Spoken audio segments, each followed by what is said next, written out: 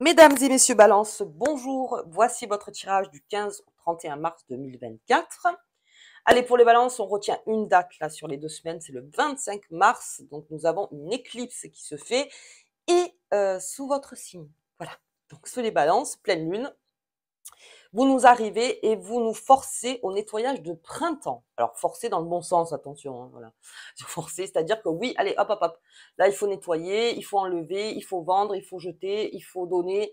Faites ce que vous voulez, mais là, il y a besoin de renouveau, il y a besoin, c'est le nettoyage de printemps, c'est ça, hein. Donc on prend les affaires d'hiver, on en garde quelques-unes au cas où si le climat nous joue des tours, mais on enlève ce qui était automne-printemps et là on remplace par printemps-été et ça va pas mal vous égayer ça les balances et vous aimez bien dire allez hop on fait une refonte de tout et autant à l'extérieur qu'à l'intérieur. Donc il y a quelque chose en fait qui me dit que pendant cette éclipse quelque chose d'obsolète est à laisser complètement tomber.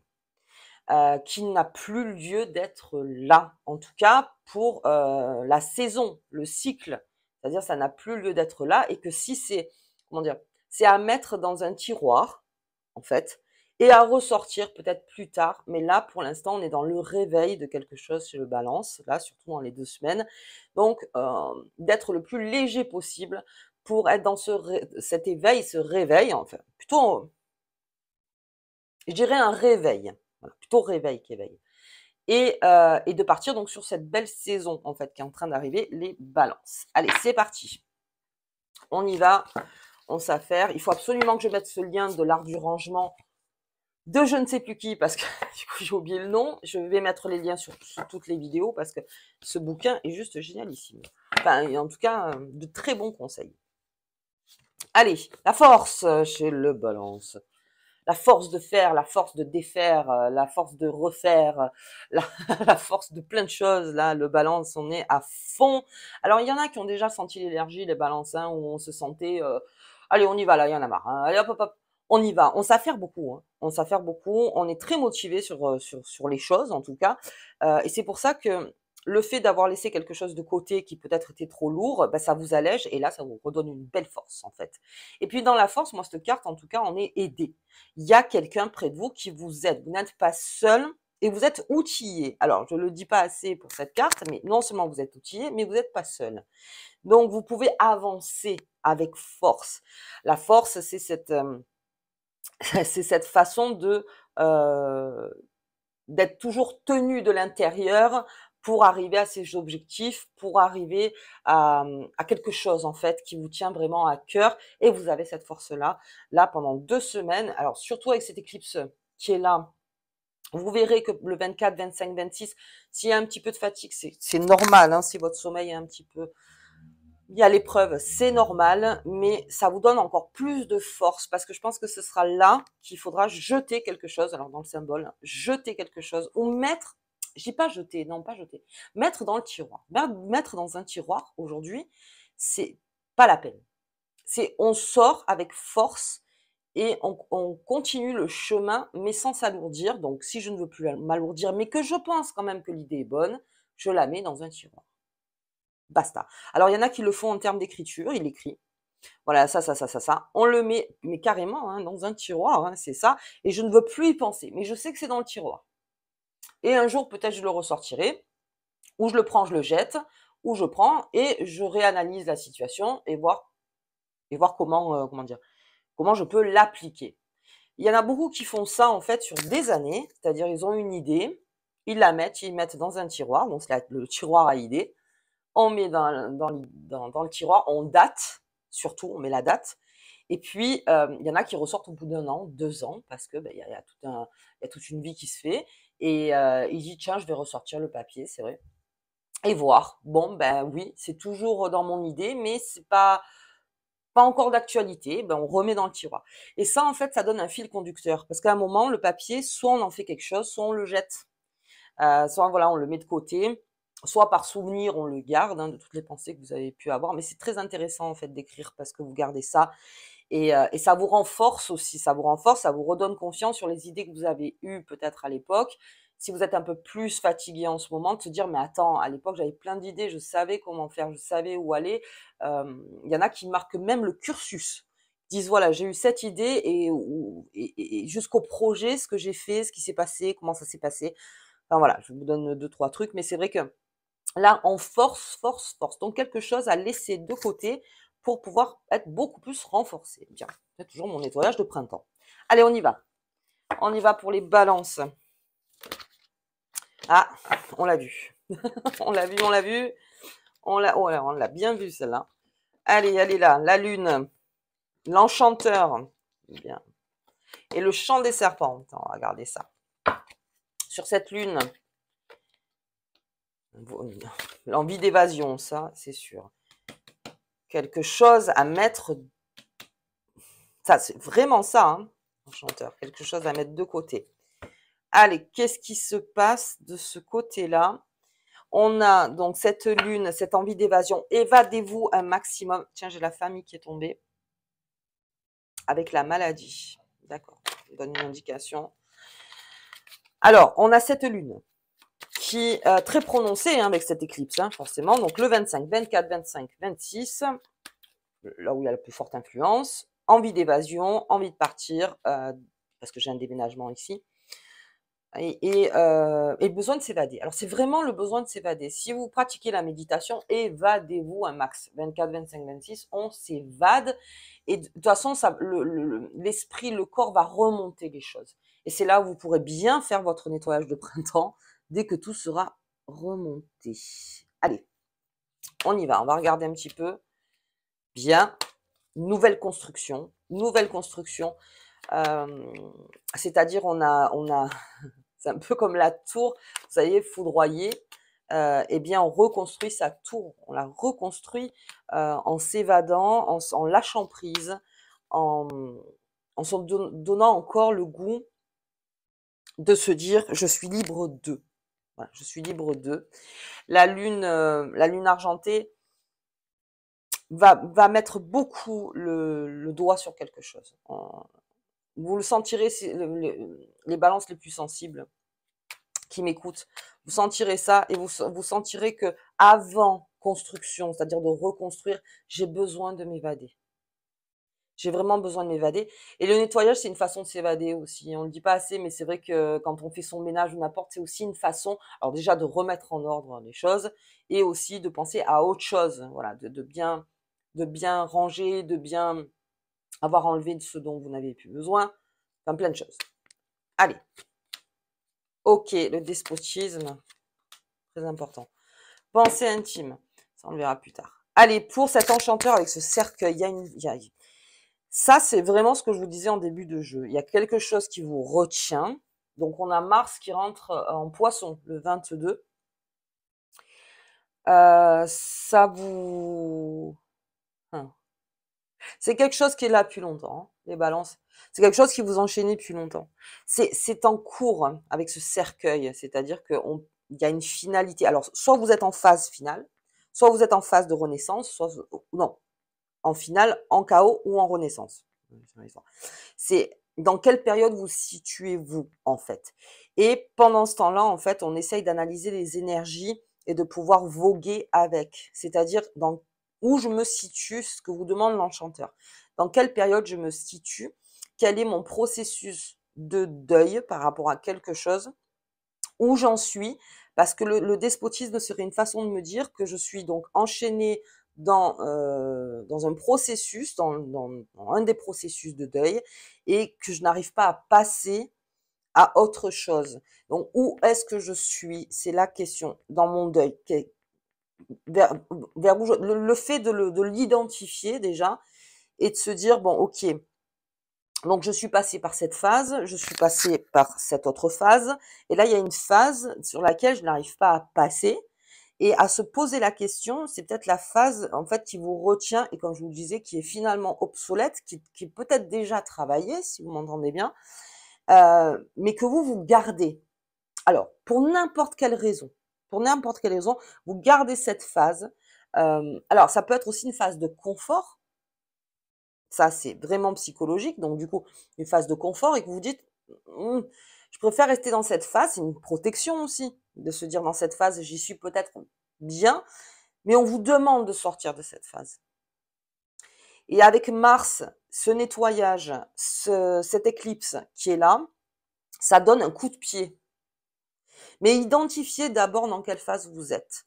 Vous avez la force de sortir de cette phase, vous avez la force de passer à autre chose. Que le processus soit continu, continue naturellement, sans toujours attraper les choses. Voyez où vous en êtes en fait. Soyez le plus clair avec vous-même. Avec cet enchanteur, on cherche des réponses, mais l'enchanteur vous pousse à vous dire, essaye de voir. Ça peut me faire penser aussi à un deuil qui a été fait, qui est donc, c'est fini en fait, hein, tout simplement. Le deuil est fini, mais ça traîne. Il y a quelque chose qui traîne. Et là aussi, on identifie qu'est-ce qui traîne. Qu'est-ce qui traîne? Est-ce que c'est le souvenir finalement qui est en train de se mettre, qui est en train de se fabriquer? Enfin voilà, tout le souvenir est en train de se fabriquer, parce qu'à la fin, bah, ça reste un souvenir, ça reste une expérience, ça reste ce que vous voulez. Et mais voilà. Comment me défaire? Enfin, en tout cas, vous le saurez si vous le nommez, encore une fois. Si vous nommez bien ce que vous ressentez à ce moment-là, avec cette force et cette aide qui est là, vous saurez comment vous déchaîner. OK. Et puis, j'ai donc cette chant des serpents. Le chant des serpents, ça serait plutôt des belles paroles. Alors, pourquoi je dis ça? Parce que j'ai les pensées intimes et puis j'ai la cigogne. Donc, la cigogne, elle amène ce changement, bien sûr, la cigogne. Mais alors, à ce moment-là, écoutez-vous. La pensée intime sera plus utile. C'est votre pensée sur vous-même. C'est-à-dire que, quelle est au plus profond la chose que je veux, après nettoyage, après nettoyage de printemps, toujours, on n'y pense pas quand c'est bordélique. D'abord on le fait et après on voit ce qu'on remplace, si on réachète des choses, si on n'achète rien finalement, si on a tout ce qu'il faut. Enfin, vous voyez. Ce chant des serpents, c'est peut-être comment dire, la flatterie. Alors, j'irai jusqu'à la flatterie, mais c'est surtout, pour moi, le chant des serpents, c'est le chant des sirènes, hein, encore une fois, hein, ça vous le savez si vous me suivez. Chant des sirènes, c'est cette façon, en fait, de vous chanter quelque chose de beau. Et donc, vous êtes sur votre bateau, vous devez aller tout droit, et finalement, vous bifurquez à droite parce que, oh, le chant est beau. Eh ben non, le chant est pas si beau que ça, finalement. Et vous le savez, bon, tout le monde le sait, hein, je veux dire, dans la mythologie. Non, le chant est pas beau. Le chant est beau, oui, s'il veut. Mais alors, en tout cas, ce qui provient du chant est moins beau, en fait. Parce qu'en plus, c'est pour vous amener vers les profondeurs. Donc, non. Alors, est-ce que ça serait aussi peut-être une dépendance affective? Est-ce que vous vous sentez peut-être enchaîné par une décision qui a été prise à deux et que finalement, pour faire plaisir, vous voyez, je disais pour faire plaisir, je veux bien prendre cette décision, mais en fait, pas du tout. En fait, pas du tout. Le besoin de changement aussi. Pas besoin d'en faire trop dans le besoin de changement. Heu, on fait comme les balances, hein, le juste équilibre entre les choses. C'est-à-dire, pas de radicalité. En gros, c'est ça. Soyez bienveillant avec vous-même aussi. Laissez-vous le temps. Il y a encore un temps à passer là. Laissez-vous le temps. Vous avez la force d'aller jusqu'au bout de toute façon, ça c'est pas un souci. Et au niveau de cette cigogne, alors c'est le chant de la cigogne qui peut-être vous appelle et vous vous dites pas maintenant. Attends, j'ai un chemin à finir.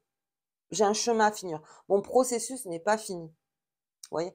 Et si la cigogne, dans le vent du changement arrive et vous dit ah, mais c'est maintenant, c'est ci, c'est ça, attends, attends, attends. Ça peut être aussi une dépendance affective. Attention avec ça. Ça peut être aussi ouais, quelque chose que vous faites sous le coup un coup de tête, en fait. Vous dites: «Ah bah oui, allez, j'y vais, je le fais». Pensez bien à ce processus qui est en marche et la force que vous avez. Et quelque chose, comment dire? On dit toujours que quelque chose ne peut pas se commencer si quelque chose n'est pas fini. Je le crois, mais on peut vivre de choses, mais après on est trop embrouillé, trop bordélique, encore une fois. Et non, c'est pas ce qu'on cherche. On cherche à ce que quelque chose de constructif qui est en train d'arriver suite donc à une évasion dans votre tête, dans votre corps, dans votre esprit, quelque chose qui enfin se termine, ou sinon un processus dans lequel, nommez le processus. Dites-vous là maintenant dans quel l'état je suis par rapport à ce deuil. Ok. Et puis attention aussi à s'il y a un héritage, si il y a eu un deuil vraiment d'une personne que vous aimez ou n'importe, de tous ces peut-être ces personnes qui vous diraient oui, tu dois prendre une décision de suite. Attends, j'ai mon processus de deuil à faire. Je vous donne des petites clés, mais voyez par rapport à vous. Ok, la pensée intime, soyez bienveillant avec vous-même, les balances. Écoutez-vous plus que le chant des sirènes. Ce qu'ils ont fait sur l'Argos d'ailleurs. Ils se sont plus écoutés eux que le chant des sirènes. Quoi. Il y en a quelques-uns qui sont allés, mais ils ont eu des problèmes. On va dire ça. Donc, je m'écoute. Je m'écoute parce que j'ai un objectif clair. Donc, je vais jusqu'à mon objectif. Voilà. Ok. Allez, bien. Bien, on va voir pour les balances. Avec cette force et ce 25 mars à retenir. Hop. Allez, on regarde cette éclipse. On y va. Découverte, j'ai beaucoup de découvertes en ce moment. Beaucoup de découvertes. Alors là, on rentre dans une phase de découverte scientifique. Bon, ça, je vous embête pas avec ça, mais on va rentrer dans cette phase, puisque Pluton est rentré en Verseau, donc il y a beaucoup de choses qui font. Donc il y a eu le cri de la Terre, il y a eu les révolutions donc qui sont en train d'arriver, et puis on a bien sûr toutes ces découvertes qui vont se faire petit à petit. On a une découverte de votre part aussi par votre force, donc on découvre les choses aussi petit à petit, des choses sur soi, des choses sur l'autre, des choses aussi qui proviennent en fait de votre nettoyage de printemps. On découvre aussi des choses. La guérison est en marche, ça on le garde bien dans la tête, quelque chose à guérir avant de partir en bateau. Et le renouveau, le printemps, parfait. On compte sur ce cycle en fait de saison. On y compte, c'est le renouveau, ça vous donne de la force, ça vous guérit encore plus. Les fleurs poussent, les animaux sont heureux, on est heureux, enfin heureux dans le sens où on est égayé. En tout cas, on est un peu plus égayé en période de printemps. Après, ça dépend, il y en a qui sont plus égayés en hiver. Mais là, vraiment, c'est la phase où les oiseaux chantent, il fait de plus en plus beau, les jours allongent, enfin voilà. Donc ça vous fait du bien et ça permet encore plus cette guérison. Tout est dans un temps en fait. La guérison, c'est le temps que ça prend et c'est pas pareil pour tout le monde. Donc le renouveau se fait par la force parce que vous êtes allé jusqu'au bout. Surtout identifier dans quel état, encore une fois, vous êtes par rapport à quelque chose qu'il faut enfin alors se séparer, c'est un peu, mais en tout cas, qui n'a plus d'emprise sur vous. Ok, allez, on va voir la petite carte. On n'oublie pas qu'on est en période de guérison. Hop, la petite carte avec les balances, les éléments. Les éléments du feu, de l'air, de la terre et de l'eau se combinent pour créer de puissantes frontières protectrices, spirituelles, mentales, physiques et émotionnelles en toi. Rien que ça, pensez aux éléments, écoutez-vous, pensez intime sur soi. C'est-à-dire que vraiment, restez focalisé sur ce que vous ressentez et ne faites pas, comment dire, vous êtes dans la force, mais cette force-là, on la dirige vers quelque chose de constructif. Voilà, de constructif et qui est bon pour vous. Ok, attention au chant des serpents, des sirènes, des cigognes. Voyez-vous, après pour vous. Mais les éléments sont là. Il y a une belle protection, en tout cas pour vous les balances. Et puis la lune vous protège aussi. Mais vous fait beaucoup, beaucoup réfléchir. En tout cas, vous faire poser pas mal de questions. Allez, bon nettoyage de printemps, les balances. Vous nous influencez tous. Moi, je vais m'y affairer, là, à ce nettoyage. Je vous embrasse très fort. Et je vous dis donc au mois d'avril. À bientôt.